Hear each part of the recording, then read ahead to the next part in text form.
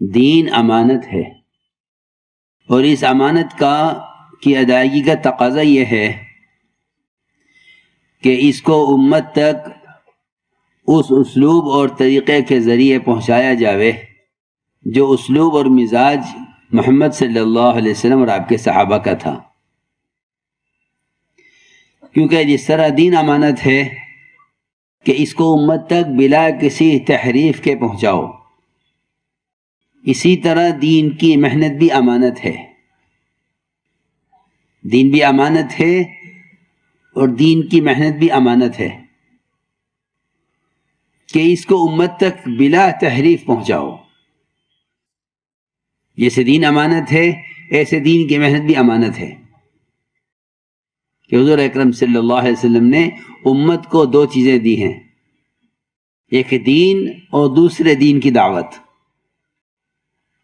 جو کہ ہیں جس طرح دین میں اتباع سنت ہے ہر شعبے کے حکم میں، اس طرح دین کی دعوت میں بھی اتباع سنت ہے۔ جیسے دین میں اتباع سنت ہے کہ اتباع سنت کے بغیر کوئی عمل قابل قبول نہیں ہے، اور اتباع سنت کے بغیر کسی عمل میں زینت نہیں ہے، ہر عمل کی زینت اتباع سنت ہے، اور اتباع سنت سے ہی وہ عمل مؤثر بھی ہے۔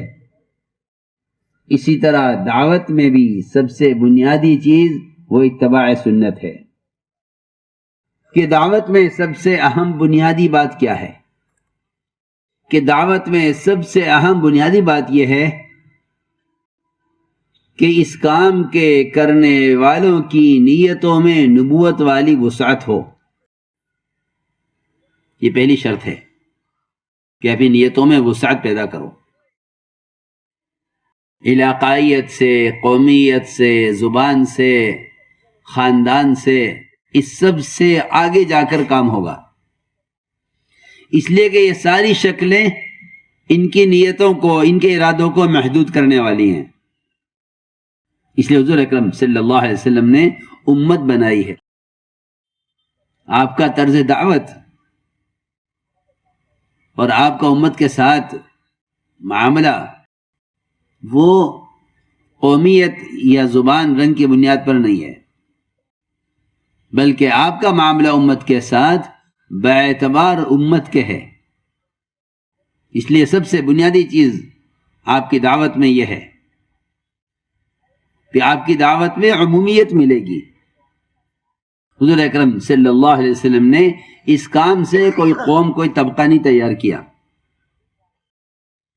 بلکہ ابتدا سے آپ کی محنت میں اور آپ کے دین میں مختلف رنگ، مختلف زبان، مختلف قوم، مختلف قبیلے آپ کے دین میں داخل ہوئے۔ یہ آپ کا طرز دعوت ہے کہ حضور اکرم صلی اللہ علیہ وسلم کسی انسان کا درجہ اس سے کم نہیں سمجھتے تھے کہ آپ اس کو دعوت دیں۔ یہ میں نے بنیادی بات عرض کی ہے کہ داعی کی نیت میں نبوت والی وسعت ہو، یہ سب سے پہلی شرط ہے، تب تو امت بنے گی۔ اور اگر نیتوں میں تنگیاں ہیں اور دلوں میں تنگیاں ہیں تو اس سے فرقے بنے گی، امت نہیں بنے گی۔ اس سے فرقے بنے گی، امت نہیں بنے گی۔ امت بننے کے لیے اپنے آپ کو طبقاتی مزاج سے اوپر لانا پڑے گا، یہ امت بننے کے لیے شرط ہے کہ امت کا ترجمہ یہی ہے، الذی یعلم الناس الخیر، کہ جو لوگوں کو بھلی بات سکھلائے وہ امت ہے۔ تو ہم نے عرض کیا کہ آپ کی دعوت میں اور آپ کے طریقے جہود میں عمومیت ہے، اس لیے ہمارے کام کی سب سے بنیادی چیز وہ عمومیت ہے، سب سے بنیادی چیز عمومیت ہے۔ اس لیے فرمایا حضور اکرم صلی اللہ علیہ وسلم نے ایک روایت میں کہ عموم میں رہنا اور جماعت کے ساتھ چمٹ کر رہنا اور مسجد والا بن کر رہنا یہ ہر زمانے کے فتنوں سے بچنے کا ذریعہ ہے۔ فتنے آئیں گے، کہ ان فتنوں سے بچاؤ کے کیا ذریعہ ہے؟ کہ ان فتنوں سے بچاؤ کے لیے تین شرطیں ہیں، تین تین بنیادی حکومت دیے ہیں صحیح حدیث ہے کہ انسان کا بھیڑیا شیطان ہے، اس کے حملے سے بچنے کے لیے 3 کام کرو۔ پہلا کام یہ کہ عموم میں رہو، دوسرا کام یہ ہے کہ جماعت کے ساتھ چمٹ کر رہو، تنہا مت رہو، اور تیسرا کام یہ ہے کہ اپنے آپ کو مسجد کا عادی بناؤ۔ اگر یہ 3 کام کرو گے تو فتنوں سے بچے رہو گے، کہ فتنوں سے بچنے کے لیے یہ تین اسباب بتائے ہیں۔ اس لیے کہ ترقی اور تربیت عموم میں ہے، خصوصیت میں فتنے ہیں، عمومیت میں تربیت ہے۔ کہ عمومیت میں رہنے سے تواضع پیدا ہوتی ہے، کہ عموم میں رہنے سے تواضع پیدا ہوتی ہے۔ صحابہ کرام کی ایک بہت بنیادی صفت اور نبوت کی ایک بڑی اعلیٰ صفت وہ تواضع ہے۔ حضور اکرم صلی اللہ علیہ وسلم نے اپنے لیے نبوت اختیار کرنے میں بادشاہت والی نبوت کے مقابلے میں فقر و فاقے والی نبوت کو اختیار کیا۔ یہ تواضع کا تقاضا تھا، یہ تواضع کا تقاضا تھا کہ آپ نے نبوت میں فقر و فاقے والی نبوت کو پسند کیا، بادشاہت والی نبوت کو پسند نہیں کیا۔ آپ پر دونوں پیش کی گئی کہ آپ نبی بنے بادشاہت والے یا آپ نبی بنے فقر و فاقے والے۔ تو آپ نے فرمایا کہ مجھے تو فقر و فاقے والی نبوت چاہیے۔ یہ آپ کی یہ تواضع کا تقاضا ہے۔ اس لیے میں نے عرض کیا کہ عموم میں رہنے میں بڑی ترقیات ہیں، اور عموم میں رہنے میں بڑی تربیت ہے، اور عمومیت میں حفاظت ہے۔ جیسے اس حدیث میں فرمایا کہ عموم میں رہو، فتنوں سے محفوظ رہو گے، کہ عمومیت میں تربیت ہے، عمومیت میں حفاظت ہے، اور عمومیت میں ترقی ہے۔ صحابہ کرام ایسا عموم میں رہنا چاہتے تھے کہ کرامتوں سے بھی گھبراتے تھے۔ کسے؟ کرامتوں سے۔ لوگ تو کرامتیں چاہتے ہیں اور وہ کرامتوں سے بچتے تھے۔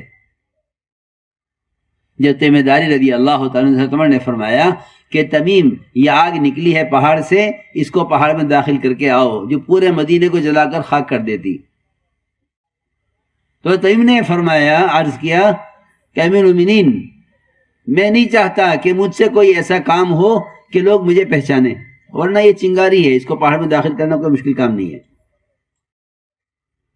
لیکن میں نہیں چاہتا کہ میرا کوئی فعل ایسا ظاہر ہو کہ جس سے لوگ مجھے سمجھیں اور سمجھیں کہ تمیم داری کی کرامت ظاہر ہو ہے کہ تمیم نے یہ کام کیا ہے۔ میں نہیں، کسی اور سے کرا لیجئے، ورنہ یہ کوئی مشکل کام نہیں ہے، ایک چنگاری ہے، اس کو پہاڑ میں داخل کرنا کوئی مشکل کام نہیں ہے، مگر میں نہیں کروں گا، کسی اور سے کرا لیجئے، کیونکہ میں نہیں چاہتا کہ لوگ مجھے پہچانے، کہ میں نہیں چاہتا کہ لوگ مجھے پہچانے۔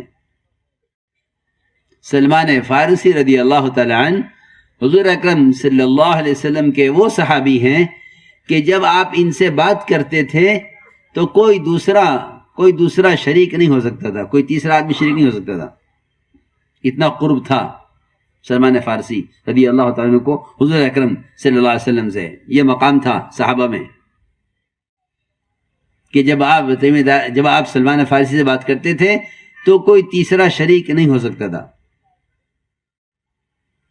یہ ان کا مقام تھا۔ لیکن تواضع اور اپنے آپ کو عموم میں رکھنا اور عمومیت میں رہنے کا ایسا مزاج تھا کہ 2 آدمی سلمان فارسی رضی اللہ تعالیٰ عنہ کی ملاقات کے لیے آئے ان کے علاقے میں زیارت کے لیے، کہ صحابی ہیں، چلو ان کی زیارت کرتے ہیں۔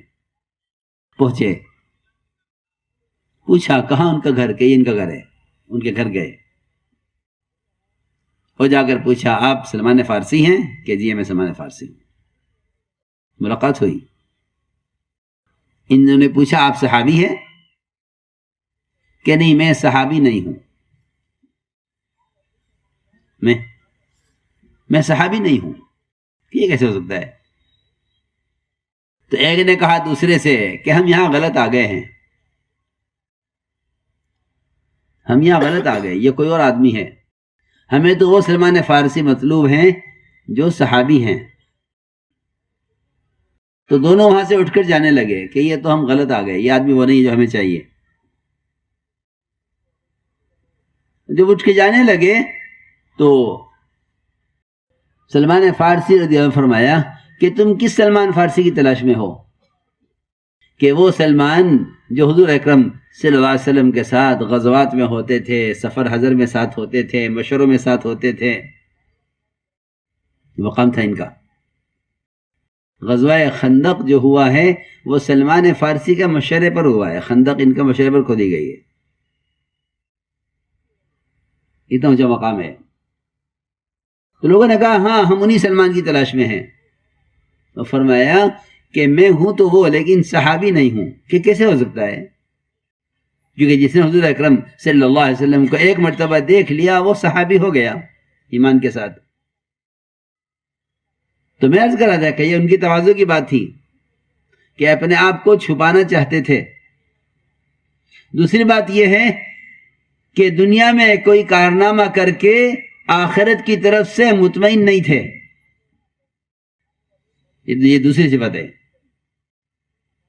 کہ جو جتنا پرانا ہو اس میں آخرت کا اتنا فکر ہو۔ تو فرمایا کہ میں صحابی نہیں کہہ سکتا اپنے آپ کو، اس لیے کہ صحابی تو وہ ہے کہ جس کا داخلہ آپ کے ساتھ جنت میں ہو جائے۔ یہ فرمایا جو مجھے عرض کرنا تھا کہ میں سلمان فارسی تو ہوں لیکن صحابی نہیں ہوں، کیونکہ صحابی ہونے کا فیصلہ جب ہوگا جب جنت میں آپ کے ساتھ داخلہ ہو جاوے۔ اگر وہاں جب داخلہ نہیں ہوا تو میں اپنے آپ کو دنیا میں صحابی کیسے کہہ سکتا ہوں؟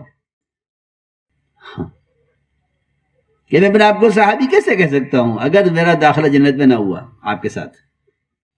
ہاں، جس کا داخلہ آپ کے ساتھ جنت میں ہو جائے وہ صحابی کہلائے۔ تو میں نے عرض کیا کہ یہ سب سے بڑی صفت تواضع، جس کو میں نے عرض کیا کہ اللہ رب العزت اپنے کام کے لیے ان کو منتخب کرتے ہیں، اللہ اپنے کام کے لیے ان کو منتخب کرتے ہیں جن کے اندر یہ صفت ہوتی ہے، صفت تواضع، کہ اللہ تعالیٰ ایسے لوگوں کو منتخب فرماتے ہیں اپنے کام کے لیے جن کے اندر یہ صفات ہوتی ہیں کہ ان کے دلوں میں وسعت ہو امت کے لیے تو اللہ ان سے دعوت کا کام لیں گے، ان کے دل میں فکر ہو امانت کی ادائیگی کا تو اللہ ان سے کام لیں گے، ان کے دل میں تواضع ہو تو اللہ تعالیٰ ان سے کام لیں گے، کیونکہ بڑا کام ہے، بڑے کام تواضع والے سے لیے جاتے ہیں اور گھٹیا کام تکبر والے کرتے ہیں۔ دنیا میں دیکھو حکومت کے کام تکبر والے اور دین کا اور دعوت کا اور علم کا اور علم کی خدمت تواضع والے، یہ تقسیم ہے۔ آپ دیکھیں دنیا میں کہ چھوٹے کام بڑے لوگ کرتے ہیں، بڑے کام چھوٹے لوگ کرتے ہیں، یہ تقسیم ہے۔ دنیا کے کام چھوٹے ہیں، یہ لوگ بڑے بن کر کرتے ہیں، اور دین کا کام بہت بڑا ہے کہ اس کے لیے سب سے پہلے تواضع کا حکم دیا گیا ہے کہ آپ تواضع اختیار کریں۔ دنیا کے کام چھوٹے ہیں، یہ لوگ بڑے بن کر کرتے ہیں، اور دین کا کام بہت بڑا ہے کہ اس کے لیے سب سے پہلے تواضع کا حکم دیا گیا ہے کہ آپ تواضع اختیار کریں۔